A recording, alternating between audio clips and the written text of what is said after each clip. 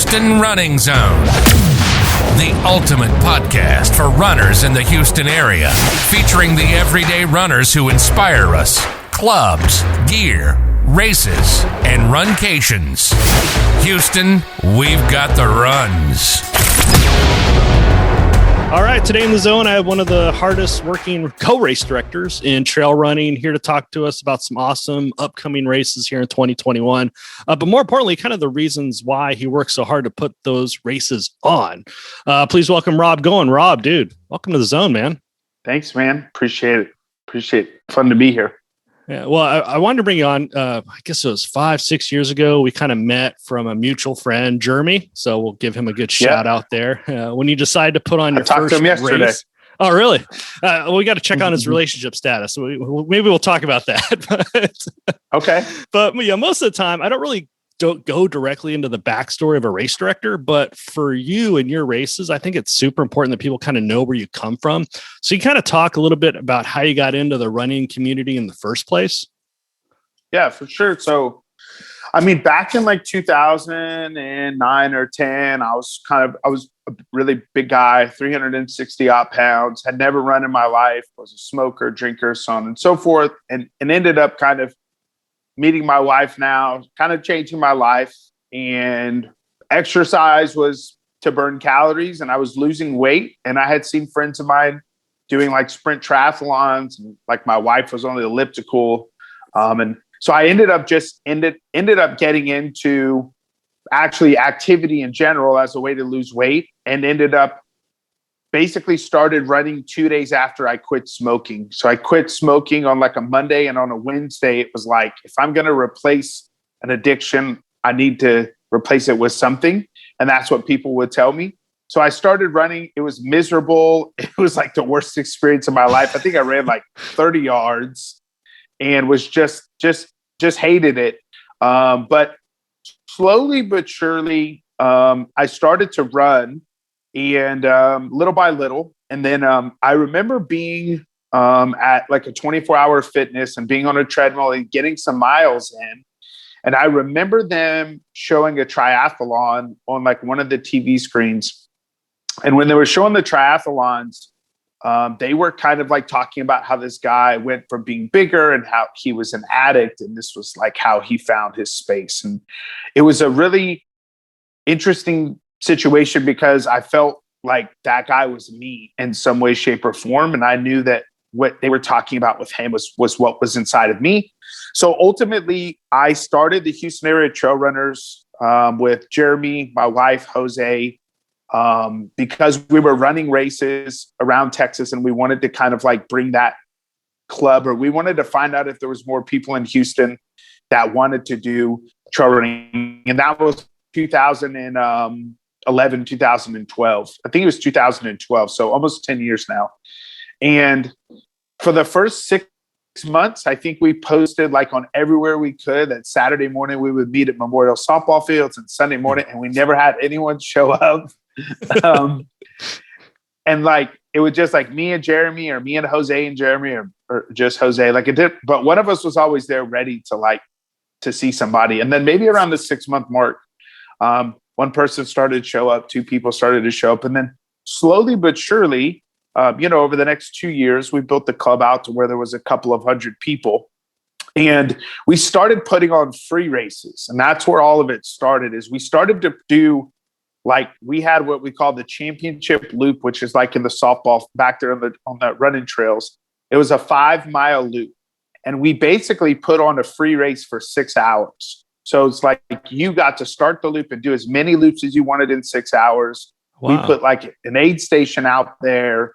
We timed it, on bib tap.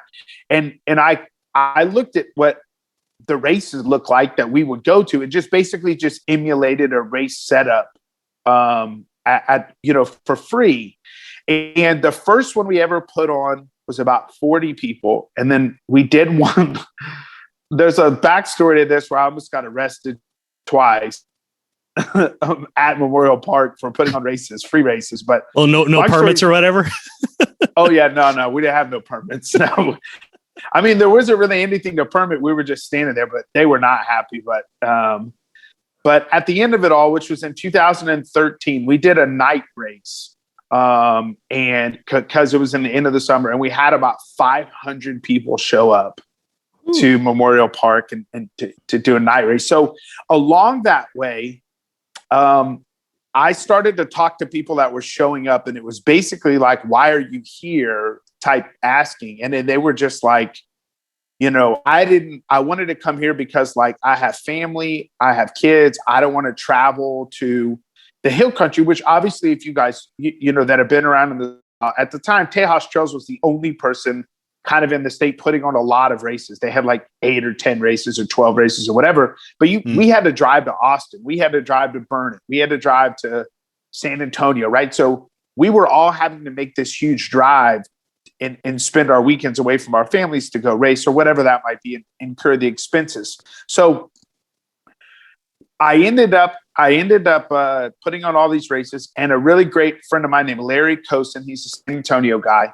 He actually said, Rob, I'm going to go to Brazos Bend State Park and see if they'll let us put a free race on in the park.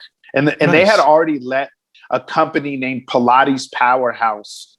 They were letting them put on 2 free races a year in the park. And Pilates Powerhouse was this great like workout facility that they used to do these free races there. So yeah, I did some of their races there. Yeah, that's cool. There you go. Yeah. See, but Pilates really laid this groundwork because them being in the park and letting people doing a great job ended up opening the door. So we had a meeting with the park with a guy named David Heineke, who just recently retired. Larry and I were in there, and we're in there. It's so strange. But this is in November of 13. So we're in there and we're having this meeting. And then all of a sudden in the middle of this meeting, I don't know what happened. I kind of like blacked out. And I started pitching the park on a real race. Like, I want to do this 50 miler, 50K race in April. I'll bring like 300, 400 people to the park. Like, we got this. We're going to do it big, right? And the whole time, Larry, he's just sitting there like, what is going on, right? So I pitched the park on this, and the park is like, well, I guess like if you get the permits, like we can do it. And then I'm like in that same sentence saying, I'm going to put on a 100-mile race in December of next year, and it's going to be great, and it's going to be so fast. And the park guy was like, I mean, like if you get your permits, but like I know because I've talked to David, I know David really well, but he was like, there's no way this guy's going to bring like 400 or 500 people into this park. Like the most they've ever had at Pilates is like 200 or something like that.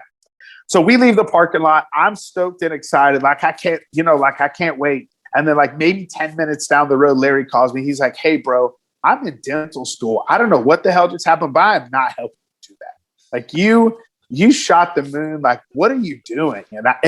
But for me, it's like we had put on, 5 or 6 free races. I had been to, 50, 100 races in the 3 or 4 years that I was already children. So like, I kind of knew what that was. And I've always done events. I used to like set up my own birthday parties when I was a kid and like rent all the laser tag stuff. Like I've always loved being someone who was in charge of events and planning. So to me, it was kind of natural. And in November, we essentially said we were going to do it. We had this huge base of volunteers from the haters. So it was very much like hey, Rob is putting this on, but I was also the president of the haters. So it was like the haters would come and help, and they did. And we put it on kind of like as a group, like, Rachel came in like maybe in January and started doing volunteer stuff. Jose was involved. Jeremy ran the hardest aid station. Like,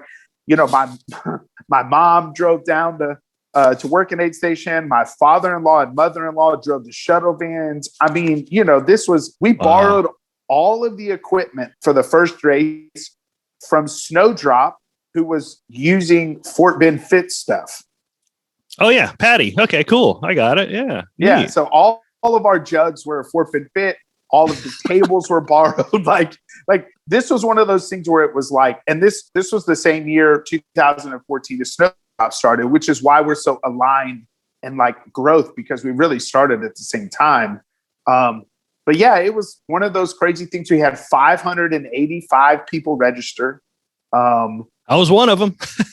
Yeah, that was a good time. It was crazy. It was it was nuts. And we went to the grocery store like 10 times during the race. It was the most ridiculous thing ever. But yeah, you know what's funny, and the story goes is Rachel helped me the last couple of months. I have this big tax company that I own part of and built from the ground up, and I just had fallen so much in love with trail running as a community. I fell in love with the feeling of being accepted. I fell in love with the feeling of having value. That running gave me a purpose in life. It gave, and ultimately putting on a race and being the president of that gave me an opportunity to serve people. And when the race was over with, it was crazy. And we came home that night, and I remember waking up in bed with Rachel and looking at each other. And I remember she looked at me first and she says, well, what did you think? And I remember like not wanting to answer because I was really nervous what she thought I would think. I said, well, what did you think? And she looked at me, she goes, it really made me think of our wedding day, because we spent all this time planning this, and it was so fast and it was so crazy, but it's over. Like everything's back in this truck and this is over with. And I agreed with her, and it made us so happy as people that we ended up saying maybe 2 or 3 months later that I was going to sell my business that I built from the ground up. Rachel, who has a master's in nutrition, who worked in a doctor's office, was going to quit her job. And we were essentially, over a period of time, which took about 18 months for us, we were essentially going to full-time race direct. We would both quit our jobs, and we would do it because we knew that it made us happy. Like it really made us fulfilled as people to do something that was just selfishly, right? Selfishly out of us doing something we love.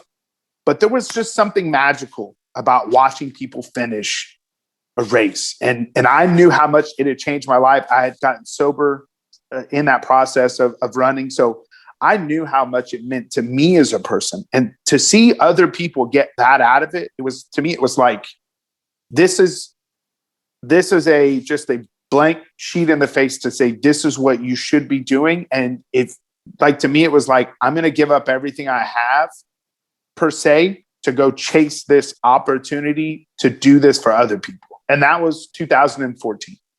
Wow, super cool. You're an awesome storyteller. I don't have to ask any questions. This is great. But we kind of mentioned Jeremy Hanson. So he was kind of one of your co-founders of the Houston area Trail Runners Haters. How did you get involved with him? I mean, you guys have mutual friends, or how did that all work out? I'll tell you how much of a great friend Jeremy is. Jeremy is the only friend that I still have from when I was not sober to when I was sober. Wow. So Jeremy actually knew me. No, most people don't, but Jeremy actually can tell you the stories, and he knew me when I wasn't sober. So he knew the reckless guy. He knew my past. So he's the only friend that I talk to, that is carried over from the time when I wasn't a sober person.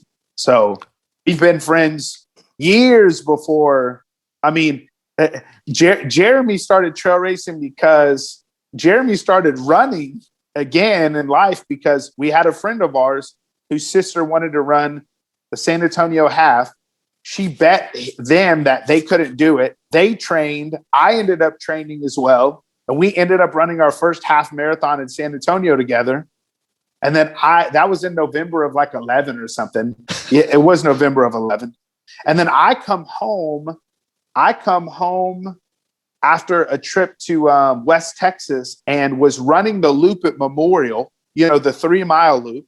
Yep. And had ended up going across the street because I was just bored one day because it was raining, and ended up cutting onto the green trail, that back green trail. So I ran the trails in the water and in the mud, and called Jeremy. This is in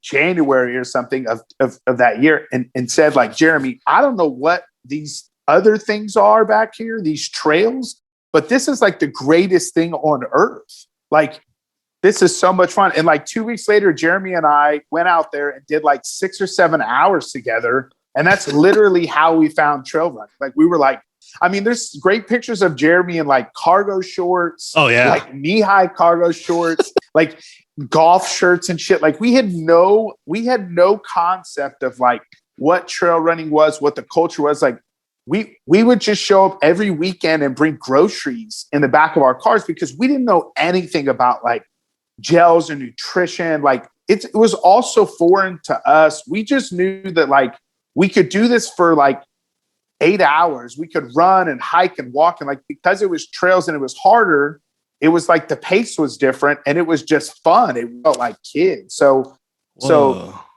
that's how we got into it. This is all like this whole existence of having trail running is so many like by chance things. It's super crazy. So you discovered trail running because you were bored and you crossed the street. So did you and Jeremy just had a couple beers and were like, we could run? Or like, how did you start running? Like, what was the tipping point there? I missed that. I mean, we had both run half marathons. We had won the half at San Antonio. So it wasn't, where it really kicks off. This shows you how naive and stupid we were. You know, we essentially like found trail running. I signed up for a 50-mile race. Oh my goodness. And thought this trail race was on gravel. And of course, it was a real trail race called the Grasslands. Oh. And then like, I had never run more than that, like a half or maybe 20 miles. I signed up for a 50-miler. This is in March. Jeremy surprises me, and Rachel knew, and shows up at this race. This race is in Dallas. So Jeremy shows up to try to pace me, and I end up breaking my foot. This shows you how dumb we are. I'm running a trail race in Vibrams. I'm like 275 pounds. I mean, I shatter my foot on a rock because obviously if you're 280 pounds running a race with rocks, like what are you doing in Vibrams? And I broke my foot and I shattered my foot, and Jeremy shows up just as I'm quitting the race. And he's like, I'm here to pace you. And I'm so excited to see him, but I'm like, bro, I can't walk. Like I'm done. But I walked enough to get to 32 miles. And for me, that was this huge, like overwhelming accomplishment of being considered an ultra runner. Like I made 50K that day. Like I didn't fulfill my destiny. Right. But that was good. So like when we came home, it was like, let's take this really serious that year. And then that year was like, we did Cactus Rose. We started the Haters. It was like I don't know. It was just like we were already kind of friends and we were running, but we were like, everyone thought we were crazy. Like everyone was like, what the f are y'all doing? Like y'all are running every weekend. Like it doesn't make any sense. Like what are y'all talking? And Jeremy, of course, you know how he is. He's like telling the whole world. It's like we got saved at church camp. You know, we're like, this is the best thing ever. You should all join us. And people are like, you guys are nuts. I don't know. It just stuck with us. And then, you know, like in October of that year, we ran Cactus Rose 50-miler. I have the tattoo. So Jeremy, Jose all ran it. Jose and I finished. Jeremy didn't, but Jeremy was there and crewed and helped. He didn't finish this whole race, but like it's funny because in that race we met Marianne, who's like one of the greatest people ever. That's a trail runner. Like every time we started going places, it was just we were just adding people to what ended up being the story of the Haters and Trot, because we were just so new. I mean, we were just oblivious and just naive to everything. We're just like a rocket ship, and we didn't know what we were doing. Well, you still don't, but you're making it work. You're adjusting, especially with this last year. And I was, before we hit record, I kind of mentioned that I wanted to hear your backstory, because so many times people are like, okay, is this just a company putting on races, or is this a runner that's putting on races? And that's what I love about your races. But one thing that Jeremy mentioned when I first met you, he says, he's trying to elevate the trail running experience, because apparently, and I didn't know this, because the only trail run that I did was the Pilates Powerhouse, Brazos Bend, of course, and I did your first when you did a 25K. And that was really much it. But he said trail running normally was kind of boring, or, it just wasn't up to what it is now. What are some of the changes that you've added to make it awesome? Well, I think in the time period when I started first race directing, I was also involved with a company that was filming races. So I was flying to the West Coast and the East Coast of the country, and I was seeing how they put on races. So ultimately, when I was when I was going to races and we were traveling as the Hater group and Jeremy and I were on vacations, we were going to West Coast races and they were just exciting. They were just like, I tell people all the time, I want you to come to our races and think of them as an event. I don't want you to think of it as a race. Like I want you to come and there to be an experience that you enjoy. And it's not just predicated on the actual race. So when you would go to a West Coast race, you would see like these inflatables, which no one did. And then these custom inflatables, you would see people finish and there would be like couches they brought in to like people would lounge. There'd be beers, there'd be an expo, there'd be more to do than just run a race and someone tell you good job, handshake you, and you walk out the door. Like there was more to the experience. Like, the whole reason that we have so much merch and that we like do a big job of merch and we brand and we have everything done is because one of my great friends who owns Era Viper Racing out of Arizona, they put on the Javelina, they put on a bunch of races, Jamil Curry. When I went to his races, he had like a 20 by 40 merch tent. And I saw how much merch they had. And at the end of the race, they didn't have any more merch. And I was like, wow, this guy's like, he's taking brands like Nathan or Victory Sport Design or whoever, and he's co-designing and branding this stuff because people are following his brand. So for me, I purposefully set out to kind of look at all these people that I thought were doing a really good job, use my business sense, and try to elevate it to where it was like, and this sounds bad, but it's kind of like the great things like that are kind of cultish. Like Tesla is cultish. Yeah. How people that love Era Viper are cultish. I mean, we have like 25 people that have our logo tattooed on them. I mean, and I'm the first one, but I own it. These people are crazy. We have 5 of those people don't even have another tattoo. That's the only tattoo they have. I mean, it's ridiculous. Yeah. So it was the feeling of wanting to have this like cult-like following that was family, that we controlled how we wanted to do what we wanted to do. And I think I tell that all the time when we're talking about new ideas. I tell people we can do whatever we want to do. Like we don't have limits or boxes. And our community says they want a 200 miler in the mountains. I'll go put it on. If they tell me they want a last man standing race, we'll put it on. If they tell us they want the craziest buckle they've ever seen, which I just finally made with Possum's Revenge, with a possum riding a shark, holding a 3-scoop ice cream cone over a rainbow of fire, I'll do it because ultimately I'm one person and our community is really big. But ultimately, I want to constantly ask them, what more do you want from the experience that we can give you? Because yes, the race is the race. But when I came into it, that's all it was. The race was just the race. You showed up, you ran a race, you got a medal. They were really crappy normally, most of the time. And it was just kind of blasé. And me being the business person I was in, I was seeing Brazos Bend, all of these road runners come in. And the road runners that came to run Brazos Bend, they complain a lot. But they complain a lot because they come from the road, and the road is an event. The road has a post-race party with muscle milk and apples and oranges and a band and, but their complaints aren't really complaints to me. They're used to seeing all this stuff happen, and in trail running, they weren't seeing it. So for me, I took it as constructive criticism, and they would say like, you should do more at your post-race. You guys don't have food. So that's how we ended up getting food trucks, and that's how we started building merch. And some of our races, we have a DJ come out, and we have, the Red Bull DJ truck. And we do a lot of stuff that some old school trail runners think is corny and kooky. And I don't care 2 craps about what anyone else says. The people I care about is the community. It's our people that run our races that pay their money to run.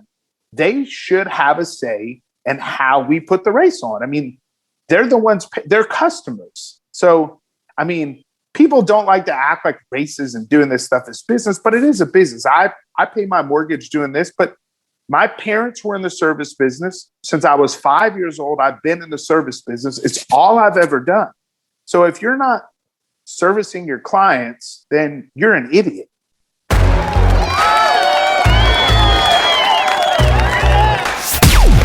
You are in the Houston running zone. We've got the runs. Yeah, you got to listen to your customers. They're the ones that are paying. And yeah, I think haters are going to hate. It's just how it is. We get it with the old school runners. Like, medals should only be for half marathons and above. And I'm like, well, what about the person that just lost a bunch of weight or just got divorced or like that's their goal is to get the medal. Who cares? Old school people. It's a very old school way to look at that stuff. And the pendulum is swung, right? So we're in a very acknowledge me, culture right now. The pendulum for a long time was just shut up and don't say anything and regress that stuff. But now we're in, we're in the swing of acknowledging people, and that's okay. And I think that's good. And we've always done really big medals, and we've always done medals for distances, and that won't ever change. It's the way that it is. That's what people want. And I think people don't realize how hard it is to put on a race. People complain about government, whatever. There's layers of government. If one person says no, you're done. Or at least for the race. So how hard is it really to put on the race? Obviously you don't talk government either, but it's like what are some of the things you got to do to make sure that it's safe and all that other stuff? It's all changed, right? We're now in the most heavily regulated time that we've ever been. I think one of the best things I could have done early in COVID was really lay out how these things were working and why races weren't happening and who was going to be able to put on races. Back in March, I said, Houston's not going to happen. I don't care what you guys say. I don't care what you hear on the news or what your buddy tells you. Houston's not going to happen. And you can say it's going to happen, but it's not. And the reason it's not going to happen is because they're not giving people like me permits. And if they're not giving people like me permits, there's no way in hell Houston gets a permit, because that's not the way that this is going to work. So right now is the most unsettled and the most regulated we've ever been when it comes to events. And that's just not just racing events. That's really anything that's an event based. And essentially you have an insurance company that insures your race. You have some sort of a governing body. It's like ATRA, USATF, RRCA, someone that's there. They make a decision. So you have two people there. Then you have a third one, which is your facility. So that's going to be private landowner, Texas Parks and Wildlife, city, whoever owns the land you're running. And now you have the county judge. The county judge also answers to the Human Health and Services. So they go one in the same, but they're essentially the first person that you have to get to say yes before everyone else will say yes. And even if everyone else says yes, it doesn't mean very much when it comes down to your checkup of the race, meaning your 90-day, your 60-day, your 30-day, your 2 weeks out, your week of. The truth is now it's better than ever. But when it was this past year, we had races cancel, and I try to cancel my races far out. I know people don't like that, but the truth is once I hear that it's not going our way and that it's not going to happen, I don't wait to see if it's going to happen, because it's never, ever happened after they start to say certain words in meetings. Yep. And I'm like, I know what you're saying. I can read right between the lines, but ultimately, the issue that most event directors are having right now is this. Yes, you can put on a race 6 months earlier, and 3 months later, 2 months into it, when you want to get your permit, you want it signed off. It's this hey, we want to sign it yet. We want to see how things go. And that's the problem, right? Is because we're all normally getting our permits 60 days out, 30 days out. We don't get our permits 6 months out. We just get a verbal, hey, yes, you can put the race on. Do it like you did last year. We're good to go. But see, that all changed last year. That good to go ended up being 3 months, 3 months away from the race. You're asking for a permit or something to be signed. And it's hey, we just want to see what the numbers are, which is a clear indication that this is not going to go the right way. And then 2 months in, and then 30 days in, and then ultimately it's hey, we're not going to give you a permit. Even though that it's been promised or said. And even when you have permits, which I've had, even when you have permits and signed off and all those things, it still doesn't make a difference. If any one of those entities wants to pull it, they can, and that's just the way that it goes, and that's just life. And that is, unfortunately enough, the way that the cookie crumbles. And like some people can go about it a different way. Some people can do credit. Some people can't, depending on their situation. Some people only have one race a year. All of that for me is like, it's different for different races, because I have 19 races or 18, and I can push credits to another race. And I'm very grateful I can do that. There's obviously a tipping point for me to give, race credits as well, because ultimately, like, we have bills to pay and make a living, so on and so forth. But, your guy that runs a local 5K that only has one race a year, and he's already bought all the medals and stuff like that. Like, they probably can't do that. They're probably like, hey, come pick your packets up. This is all I can do. And like, do it virtually. And I got a lot with Brazos Bend, and people are super upset about Brazos Bend 100. I've got guys that write me and say, hey, listen, like, you aren't out any money and you're doing this for you're canceling races for profit. I'm like, there are 5 people that work for me full time, including Rachel and myself. I'm like, we have a warehouse. We have, we have everything in the world to pay for, no matter if we put on a race or not. Like, it doesn't make a difference, right? But I'm like, that's not the way that this goes for anybody, especially if you do it for a living. It's, like, there are from the time of March, when we didn't put on a race, through the time of October, when I did put on a race, it's 7 months. Like, we didn't put on a race for 7 months. And people weren't signing up for races for 7 months. Wow. And it just is what it is. Like, that's the way that it goes. And we're in the same position as, like your people that own pizzerias and stuff like that were limited in what they could do for a certain amount of months. So fortunately for us, I'm very grateful that as soon as that happened for us, we opened up some races for virtual. We added some like spring series and summer series fun virtuals that kept people moving. We added Trans Texas, which is where you can run across the country as a relay team. And we really tried to move quickly. And a lot of that was because we were getting hundreds of messages from our community that was like, how do we donate to you? And I was like, we're not a donation company. We're a service company. Like, let us do something that makes us some money and that also gives you something to do, and we'll be okay. Like, we're going to be fine irregardless, but like, let's do something like that rather than like, you ask me where my GoFundMe, like, I don't need a GoFundMe.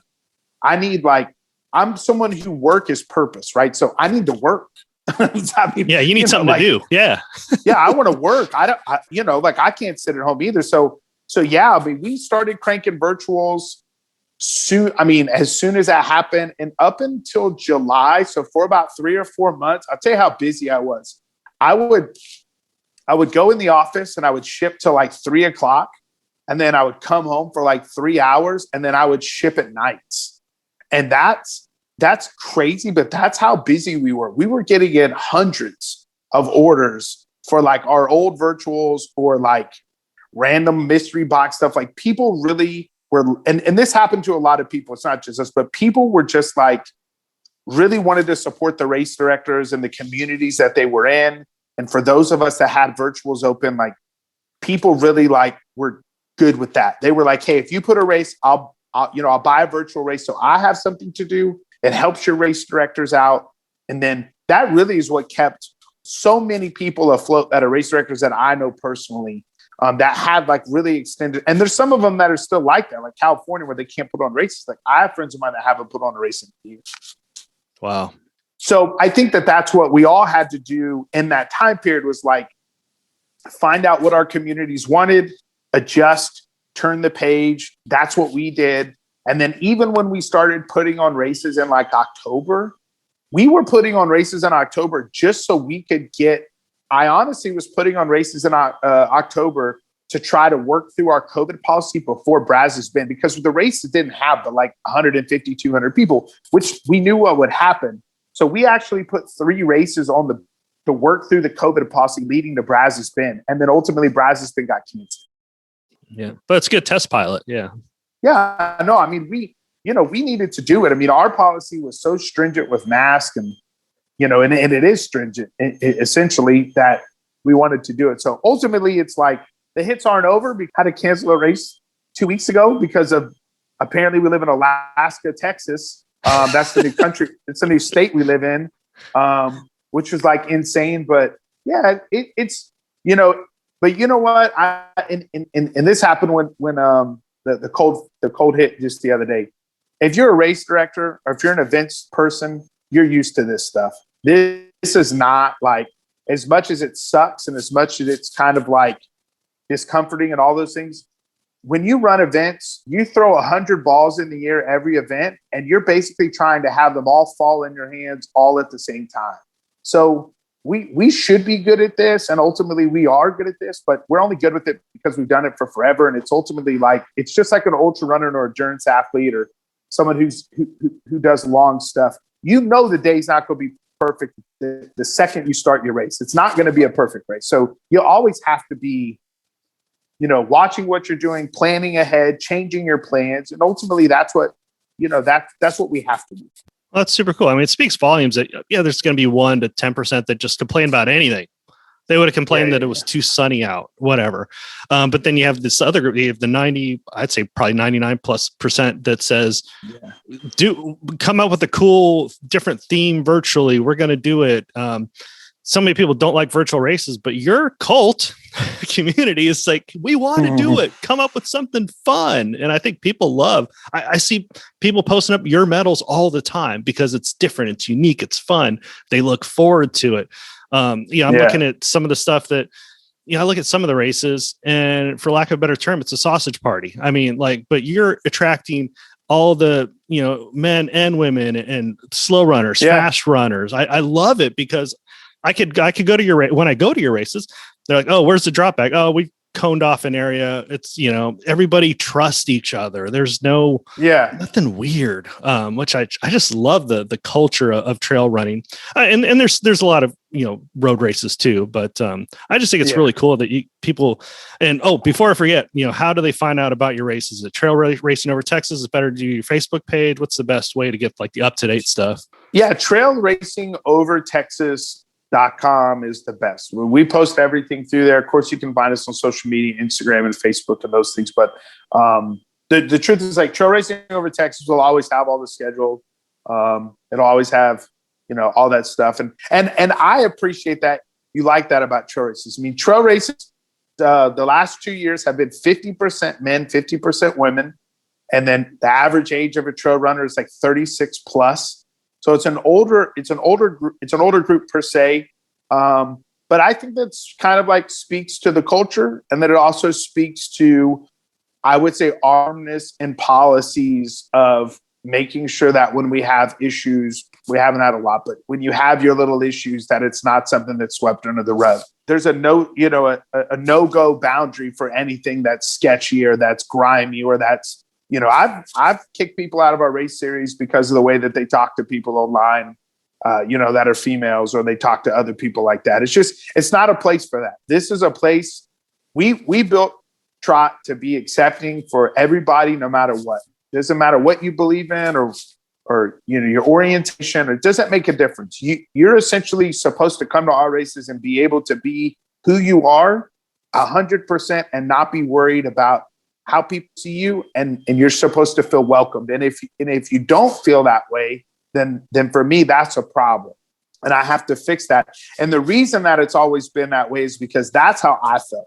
That's a direct feeling of when I was overweight and I got into trail running. No one looked at me and said, man, you're a really fat guy to be out here at 290 pounds trying to run an ultra. You don't look like an ultra runner. You don't, because that's not the way that the community was. People are all shapes and sizes. People have lost weight, been through divorce, they're drug addicts, they're trauma victims. And being out in nature and being around a tribe of people really gives them purpose. And it gives me purpose as my own self. So ultimately that's the way that it always has to stay. And I think that's the allure and the attraction for people that are in the cult is it's a safe space to bring their family. It's a safe space to bring their kids. It's a safe space to come and run. Women can come and run on their own, or they can run with friends, and they're not worried about, what's going to happen or if something's going to happen. They know that we have their back, and they know that the community is supported in that way. And it makes it for a really, good experience for everybody all around. And it has to continue that way. Like, there's just no other choice. Yeah, that's super cool. Because when I first heard about trail racing, what's Brazos Bend, and I didn't know if is it going to be flat? Am I going to be running over tree limbs? Like, you just never know what you're going to get as far as terrain. But as far as the community, it's amazing. But yeah, let's I'll let you go here pretty soon. But I know you got other stuff to do besides yap at me. There's so many races like Brazos Bend. I'm thinking, it's flat.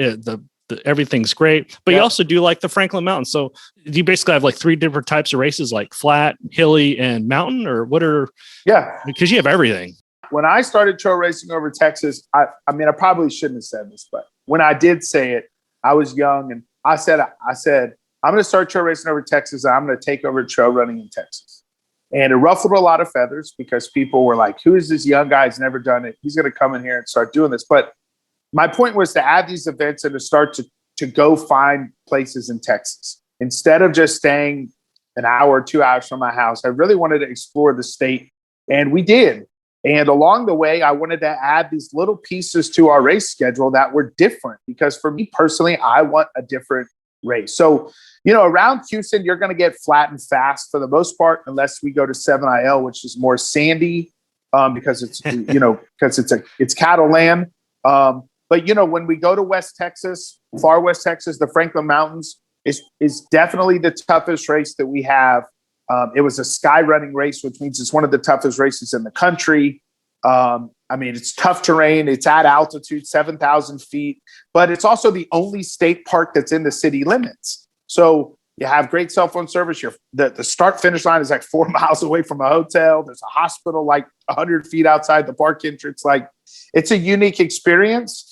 And then I think when you get into your like East Texas Pines, which is like Running the Rose, Mission Tejas, you get these like rolling hills through these huge pines that you can barely see out of, that I think are great. And then we just like Possum's Revenge, which is run around the lakes up there, the Possum Kingdom Lake, where it's like super, super rocky per se. And it's like limestone rock, but you run along the lake. You run around the lake per se. So yeah, I think, I try to do all that. We have timed race, at Jackalope Jam, which is like you're running down a gravel road for up to 4 days, for up to 3 days. We have a last man standing race we're going to put in. We just finished a race called the Tour de las Tejas, which was a 600K, 383-mile road race that you went really from Austin to Brazos Bend back to Austin and never touched the same spot. So I'm always willing to kind of throw in or try to pull off a race that we've never done, because it adds spice to it. And then I'm always trying to find good partners to add in. So I'm hoping to add in a race over at Dana Peak next year. I'm looking to go back to Busher, which was the original Habanero, for a race called Sasquatch. I'm always trying to kind of manipulate, but I will tell you this, and there is people that know this because I've been vocal about it, but over the past couple of years, and that will continue, I will continue to pull our races closer to my house because I have a 2-year-old, and my days of going to do these remote races that take 2 weeks that barely anyone shows up to, but it's like the craziest thing ever, those days are probably over for me. Even if the races are close or far, I mean, your community just loves to support the races. And actually, I didn't even write this down. You have like a really cool volunteer program. So promote that. No, well, before I say that, if people have questions, go to Trail Racing Over Texas Facebook page, but there's also a community page where you can ask questions, and people are super nice and super friendly. Like, I've never ran a trail race. Is this a good trail race to start off with? And, things like that. I really want people to ask questions, but you have a really cool volunteer program. Can you kind of promote that for people that may just want to check it out? Because that's how I got started into road racing was, okay, I'll volunteer at an aid station and see if there's like the slow runners like myself. I'm still slow to this day. So it's fine. You slow and party though. That's the way we've always been. So, but you know what? When we got into the sport, no one gave volunteer credits. And it was like you volunteered because you wanted to, but there was no incentive to volunteer. And the one thing that I realized when we started in 2014 was I said, we're going to, just based on my business sense, we're going to be able to get a lot of people to run our races. But if we don't have great volunteers, that want to be there, that are having fun, that are dedicated to volunteering and make the race, then we're not going to be successful. And I got some great advice that someone said, you're only one person at the race. But those runners at those aid stations in the middle of the night, they're going to remember that guy that made them the quesadilla or they gave them that bowl of soup. They're not going to remember you in that instance. So you got to have great people. So from the get-go, our policy has never changed, but from the get-go, we give people that volunteer for us 50% race credit. We give them a shirt, swag, and food, as long as it's available, free parking, free camping if we have it, for each shift that they work. So if they come out and work an 8-hour shift at an aid station, they get 50% off a race. If they work a double, then they get a free race. So essentially, for people that are new to trail running, they can jump in, they can do volunteering, they can see what it's about, see what everyone looks like, right? Like get the idea of the culture and then come and do it. The other part that's probably the most amazing part is this is very different, but everyone has a race director, right? Like you have a guy that's the race director, right? That's me. That's cool and all. But because we always thought volunteering was more important than race director, we have a volunteer coordinator every day, which is Rachel, who's always coordinated all the volunteers behind the scenes. So whenever they email to get the list and what shift they're going to work, Rachel has always done all of that, scheduled them, made videos that tell people how to work our aid stations, to tell people what to look for. And then at the races, we have a race director like me, and then we have a volunteer coordinator or director, which is usually Amanda or Rachel. And they're basically massaging the volunteers, making sure they have what they need at their aid stations. If there's a problem, let us know. So we take it of utmost seriousness of how we want our volunteers to be treated, how we want them to have fun, to be their own people. They dress up at the aid stations. So our program has been top-notch since the beginning. Our dedication to communication and dedication to really helping our volunteers be the best has always been second to none. And ultimately, that is one of the biggest compliments that we've gotten for the 8 years that we've raced, or 7 years, has been like, you guys have the best volunteers. Yes, we do. We have world-class volunteers that love to volunteer, and they make that aid station and that experience wonderful. And our job as a company is to empower those volunteers, is to give them the tools they need, to let them have fun, and make it so that, yes, they get race credits, but man, I have a list of probably 200 people that have never used their race credits because they don't ever run our races, or B, they just would rather, they don't. There's some people that like, I don't want no volunteer credit. I'll pay for your races, but like, I'd love to volunteer. And that came from the enjoyment that I had volunteering, and Rachel's background being in service as well, and especially in food service. She's been able to cultivate this great system of being safe with food and still having fun. And yeah, our volunteers are insane. yeah. Rachel's amazing. That's why I think I've heard you on a podcast before, and you used to do another podcast. So you got to bring that back. But she is hand in hand, and I know how it is working with your spouse. She is definitely the co-race director. I think you've mentioned that before, so I want to clear that up. No, for sure. She's been from the get-go. I mean, her name's half 50% on the LLC, so she's half owner. And you mentioned that you want to take over Texas, and I want to clarify that as well, because you're just elevating the sport. I've seen some of the other races that have elevated, not to your level, but they're trying to keep up with the other trail racing companies. I don't believe there's really competition. There's 10 million people in Texas, something like that. Yeah. I have no idea, but I think you just really have that really good mentality, and you support the other races. Whether it's road. I mean, I've seen you all over the place. I can normally see you because I can hear you, number one, but also you always have some sweet threads on. When did that start?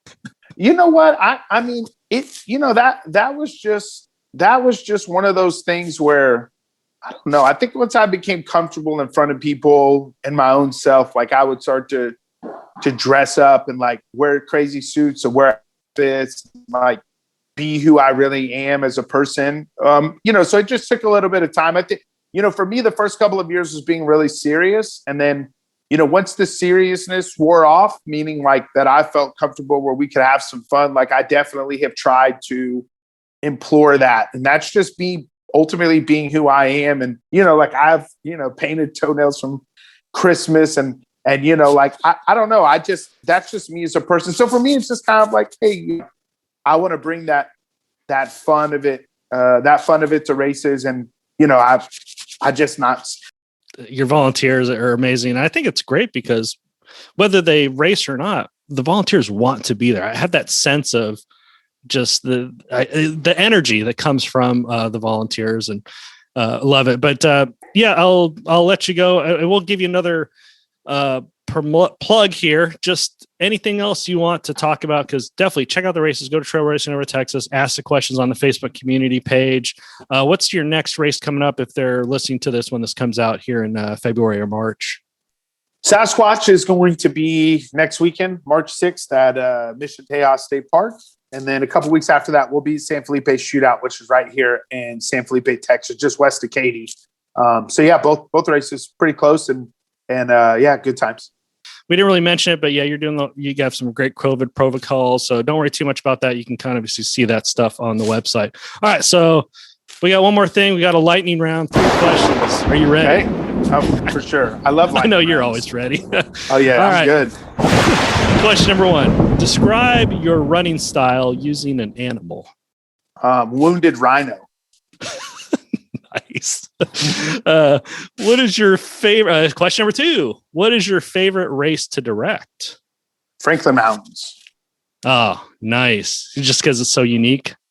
There's a really long uphill section to finish, and like people hate it, and that's where the "F you, Rob" phrase was like born, and how it got on a shirt. And people just finish up this grueling hill after being out there for like 36 miles, and it's hard for me to explain, but there's a look in people's eyes when they finish that race, especially if they've never been in mountains or they've never been pushed, that I don't know. When I've seen it in people's eyes, and I've seen it in a lot of people's eyes, that it makes me like really happy to race direct. And I race directed always on the weekend of my birthday.